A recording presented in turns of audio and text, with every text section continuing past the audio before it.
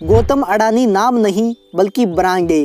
एक तरफ जहां पूरी दुनिया अडानी को बर्बाद होते हुए देखना चाहती है, इसीलिए तो जब अडानी ग्रुप पर हिंडनबर्ग ने नेगेटिव रिपोर्ट दी थी तो अडानी ग्रुप की मार्केट वैल्यू 154 बिलियन डॉलर से घट के मात्र 20 बिलियन डॉलर पर आ गई थी। तब सभी लोगों ने कहा था कि अडानी का गुब्बारा फट गया है, अब अडानी को बर्बाद होने से कोई नहीं बचा सकता है। लेकिन अडानी ग्रुप ने जिस तरीके से वापस कमबैक किया है उसे देखकर पूरी दुनिया हैरान है। और आज के इस वीडियो में हम आपको बताने वाले हैं कि आखिरकार अडानी ग्रुप बर्बाद क्यों नहीं हुआ, कैसे अडानी वापस इतनी तेजी के साथ में कमबैक कर रहा है। विस्तार से जानेंगे आज के इस खास वीडियो में, तो बने रहिए वीडियो के अंत तक।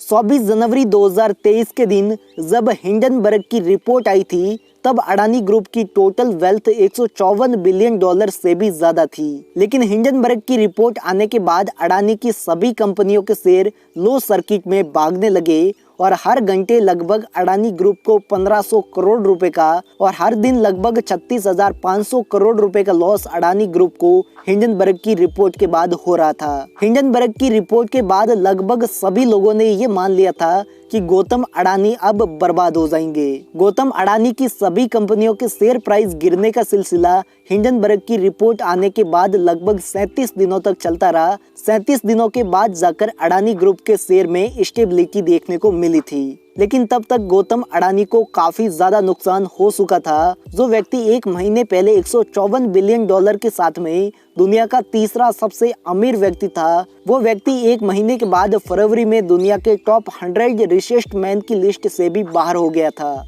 लेकिन फरवरी महीने के बाद अडानी ग्रुप के शेयर वापस रिकवर होने लगे और हर दिन अडानी ग्रुप के शेयर रॉकेट की तरफ वापस ऊपर आने लगे और अडानी ग्रुप में एक बार फिर लोगों ने दिल खोल के पैसा लगाया है। इस समय मात्र 6 महीने में ही अडानी ग्रुप ने अपना 44% मार्केट कैप वापस कैप्चर कर लिया है और इस समय गौतम अडानी की टोटल वेल्थ जो 20 बिलियन डॉलर से भी कम हो गई थी वो अब 65 बिलियन डॉलर से भी ज्यादा हो गई है। और इस समय गौतम अडानी दुनिया के 18वें और भारत के दूसरे सबसे अमीर व्यक्ति बन गए हैं और हर दिन गौतम अडानी लोगों को पीछे छोड़ते हुए इस लिस्ट में आगे बढ़ रहे हैं। लेकिन आखिरकार गौतम अडानी ने ऐसा क्या किया कि आज अडानी ग्रुप वापस इतनी तेजी के साथ में अपना मार्केट कैप रिकवर कर रहा है। तो गौतम अडानी के वापस कमबैक करने के पीछे एक नहीं बल्कि कई सारे अलग अलग कारण हैं। हम एक एक करके सभी रीजंस को विस्तार में और डिटेल में जानते हैं। नंबर 1,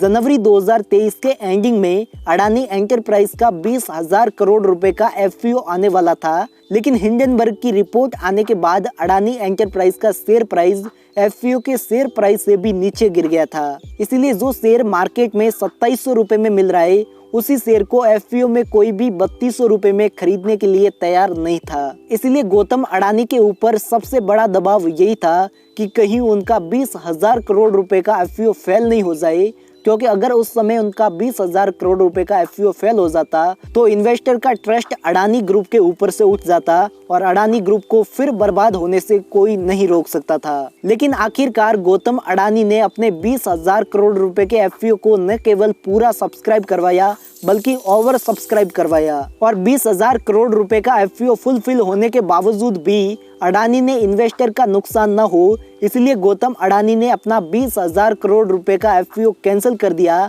गौतम अडानी का कहना था कि इसमें इन्वेस्टर का नुकसान हो रहा है, इसलिए मैं अपना एफपीओ कैंसिल करता हूं। और गौतम अडानी ने जो 20,000 करोड़ रुपए एफपीओ से लिए थे वो इन्वेस्टर को उन्होंने वापस कर दिए। गौतम अडानी के इस डिसीजन से इन्वेस्टर का ट्रस्ट वापस अडानी ग्रुप पर बढ़ने लगा, क्योंकि अगर गौतम अडानी को इन्वेस्टर के साथ में चीट करना होता तो वो 20,000 करोड़ रुपए का एफपीओ कैंसिल नहीं करते बल्कि 20,000 करोड़ रुपए लेकर यहाँ से रफू चक्कर हो जाते। नंबर 2, हिंडनबर्ग की रिपोर्ट आने के बाद अडानी ग्रुप को लेकर कई सारी कंपनियों ने इन्वेस्टिगेशन की, क्योंकि अगर हिंडनबर्ग जैसी कंपनी किसी कंपनी पर फ्रॉड होने का ब्लेम डालती है तो दुनिया में ऐसी भी कई सारी कंपनियां मौजूद है जो अगर उस कंपनी को क्लीन चिट देती है तो फिर हिंडनबर्ग जैसी रिपोर्ट का उस कंपनी पर कोई भी इफेक्ट नहीं पड़ता है। कुछ ऐसा ही हुआ अडानी ग्रुप के साथ में। दरअसल हिंडनबर्ग की रिपोर्ट आने के बाद दुनिया की अलग अलग कंपनियों ने अडानी ग्रुप पर फुल स्टडी की, इसलिए बाकी कंपनियों से अडानी ग्रुप को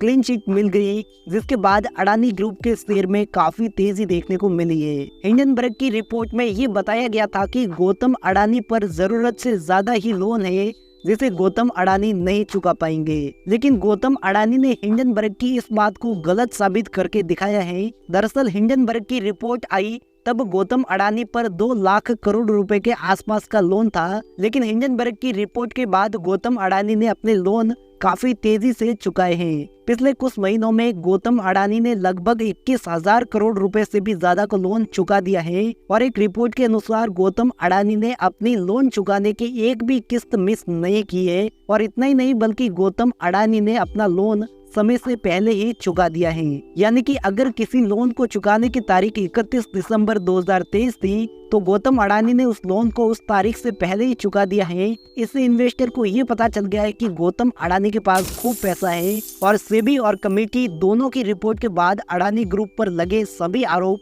बेबुनियाद और गलत साबित हो गए और इसके बाद अडानी ग्रुप को सभी चीजों से लगभग क्लीन चिट मिल गई है। इसीलिए तो हिंडनबर्ग की रिपोर्ट के बाद अडानी ग्रुप की सभी कंपनियों ने ऑलमोस्ट डबल का रिटर्न दिया है।